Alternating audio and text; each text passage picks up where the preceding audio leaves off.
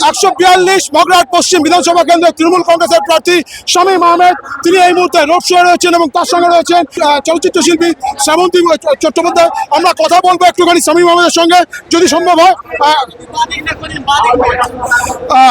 শামীম, আমি আপনার যেদিন মনোনয়ন জমা দিচ্ছেন সেদিনও দেখেছিলাম, আজকেও দেখছি আপনি রোড শো করছেন, বিশাল সংখ্যক মানুষের উপস্থিতি, কি বলবেন এই বিষয়টা? কি আপনি জানেন যে আপনারাও দেখেছেন আগের দিনও যে মানুষ স্বতঃস্ফূর্তভাবে যখন তৃণমূল কংগ্রেসের প্রার্থী হিসাবে আমরা রাস্তায় আসছি, র্যালি করছি, যে কোনো প্রচারে যাচ্ছি ডোর টু ডোর, তো মানুষ রাস্তার ধারে এসে দাঁড়িয়ে আশীর্বাদ দোয়া করছেন। এটা হচ্ছে মমতা বন্দ্যোপাধ্যায়ের উন্নয়ন, অভিষেক বন্দ্যোপাধ্যায়ের উন্নয়নের জন্য।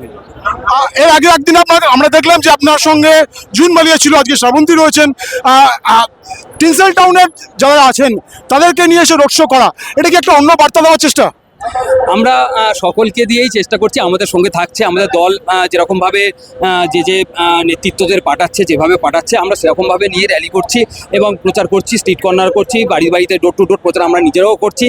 বুথের যারা কর্মী আছে তারা নিজেদের মতো করে প্রচার করছে, তো বিভিন্ন রকমভাবে প্রচার করছে মগরাহাট পশ্চিম মানুষের কাছে পৌঁছে দেওয়া যে তৃণমূল কংগ্রেসের প্রার্থী হিসাবে আমি যে 3 নম্বর বোতাম টিপে সকলকে ভোট দেওয়ার জন্য বলছি, যেমন আবেদন করছি, তেমনই সাধারণ মানুষ যারা আছে তাদেরকে অভিষেক বন্দ্যোপাধ্যায় এবং মমতা বন্দ্যোপাধ্যায় যে উন্নয়ন, সেই উন্নয়নের কথা বলছি এবং তারা সকলে সেই উন্নয়ন পাচ্ছে প্রত্যেকটা বাড়িতে বাড়িতে মগরাহাট পশ্চিমের, তো তারা আশীর্বাদ এবং দোয়া করবার জন্য রাস্তায় দাঁড়িয়ে আছেন। আমি আপনাকে বেশি আটকাবো না, একটা বিশেষ প্রশ্ন করবো, তার কারণ হচ্ছে মগরাহাট পশ্চিমের কয়েকটা জায়গায় আমি ঘুরছিলাম, সেখানে সাধারণ মানুষের একটা দাবি আছে যে পানীয় জলের সমস্যা একটা আছে, আর রাস্তাঘাট কিছু কিছু ক্ষেত্রে খারাপ আছে, এই অভিযোগটা তারা করছেন, এটা কিভাবে মেনটেন করবেন বা আগামী ভাবনা আপনার কি আছে এই বিষয়ে? একদম আপনি ঠিক বলেছেন, মানে অলরেডি আমাদের এখানে ডোঙারিয়া জল প্রকল্পের কাজ চলছে, অলরেডি রাস্তা করে পাইপ লাইন গিয়েছে, বাড়িতে বাড়িতে হয়তো এখনো পর্যন্ত জলের যে লাইনটা সেটা গিয়ে পৌঁছায়নি।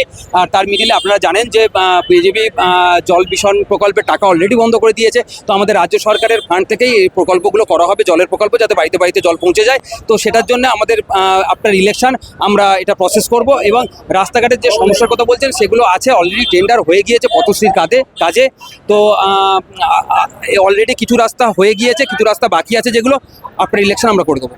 অবশ্যই আমি একবার চেষ্টা করব যদি সম্ভব হয়, শ্রাবন্তী আছেন, শ্রাবন্তীর সঙ্গে যদি সম্ভব হয় একটু কথা বলতে, তার কারণ যে একটা বিশাল সংখ্যক মানুষ রয়েছেন এবং শ্রাবন্তীকে দেখবার জন্য এসছেন। আমি একবার জাস্ট একটু চেষ্টা করব।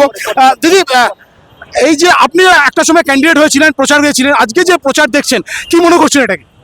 আমি প্রেজেন্টে বিশ্বাস করি, আমি এখন বর্তমানে অবশ্যই শামীমজির জন্য এসেছি আজকে এখানে মগরাহাটে।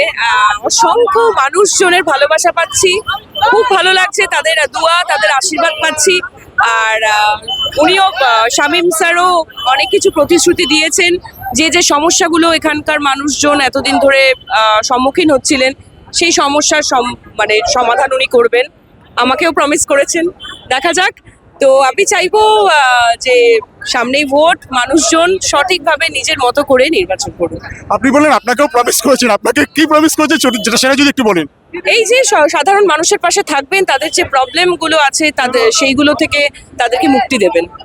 আর সাধারণ মানুষের জন্য কি বলবেন? সাধারণ মানুষদের তো এটাই বলবো যে অফুরন্ত ভালোবাসা, এই আশীর্বাদটাই যেন থাকে, এই দোয়াটাই সবাইকে দেবেন, সবাইকে করবেন। আর আজকে আমি টিএমসির হয়ে এসেছি, মমতা ব্যানার্জির হয়ে, তো দিদিকে সাপোর্ট করবেন।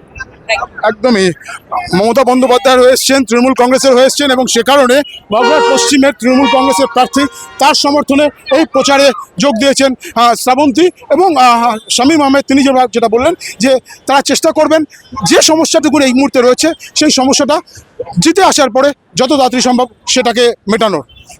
মগরাহাট পশ্চিম থেকে ক্যামেরায় রণদীপের সঙ্গে সঞ্জু সুর, দ্য ওয়ার্ল্ড নিউজ।